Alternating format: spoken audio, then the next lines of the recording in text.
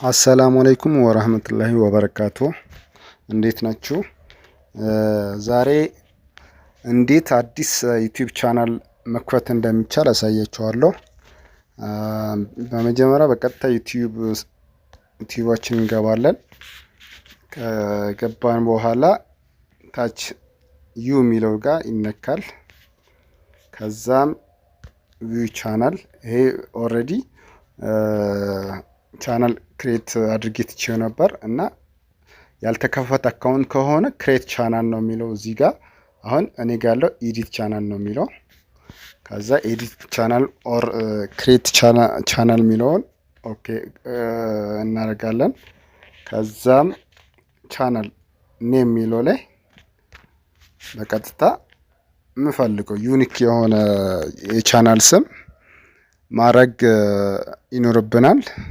ማለት ወጣ ያለ ስም ከጉግል አካውንቱ ወይም ከኢሜይሉ ስም ውጪ ቢሆን ይመረጣል። ለምሳሌ ማሩፍ ተማ የሚለው ቀይሬ ማሩፍ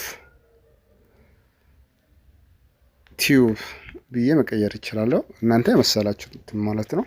ከዛ ምን እናደርጋለን? ሴቭ እናደርገዋለን። ከዛም ዲስክሪፕሽን የሚለው ላይ ስለ እናንተ የሚገልጽ የትኛውም ነገር ስለ እናንተ የሚገልጸውን እዚህ ጋር ማስገባት ይኖርባቸዋል። ከዛ ካስገባን በኋላ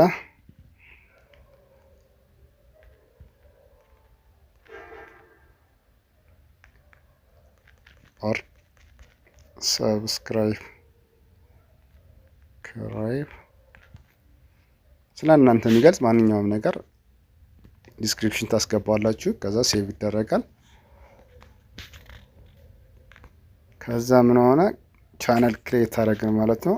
ከዛ በኋላ ሜን ማድረግ ያለብን ነገር ሎኬሽን ነው። አንድ ዩቲዩብ ቻናል ከከፈትን በኋላ በኢትዮጵያ ሎኬሽን ስለማይሆን በቀጥታ በውጭ ሀገር ዩቲዩብ ያላቸው ሀገሮች በእነሱ እናደርገዋለን እና ሎኬሽን እንዴት መቀየር እንደምንችል አሳያችኋለሁ። በቀጥታ ስልካችሁ ላይ ገብታችሁ ክሮም ላይ ትገባላችሁ ማለት ነው። ክሮም ከገባችሁ በኋላ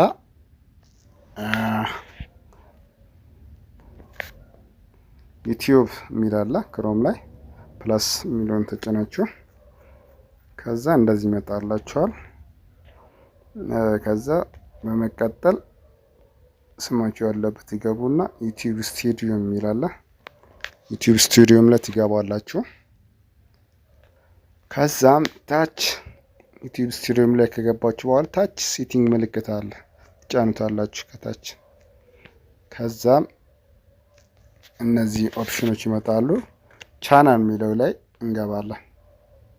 ከዛ ያው ቻናል የሚለው ከገባን በኋላ ካንትሪ ኦፍ ሪሳይደንስ ይላል። ሴሌክት እዚህ ጋር ትገቡና ካንትሪ የሚለው ላይ ተመርጣላችሁ። እኔ ለምሳሌ የመረጥኩት ዩናይትድ ስቴትስ ብዬ መርጫለሁ። ከዛ ምን እናደርጋለን? ሴቭ እናደርገዋለን። ከዛ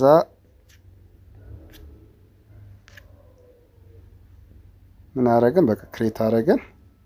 ትክክለኛ ዩቲዩብ ቻናል ከፈትን ማለት ነው። መጠየቅ የምትፈልጉትን ነገር ካለ ኮመንት አድርጉልኝ፣ የበለጠ አስረዳችኋለሁ። ባይ ባይ።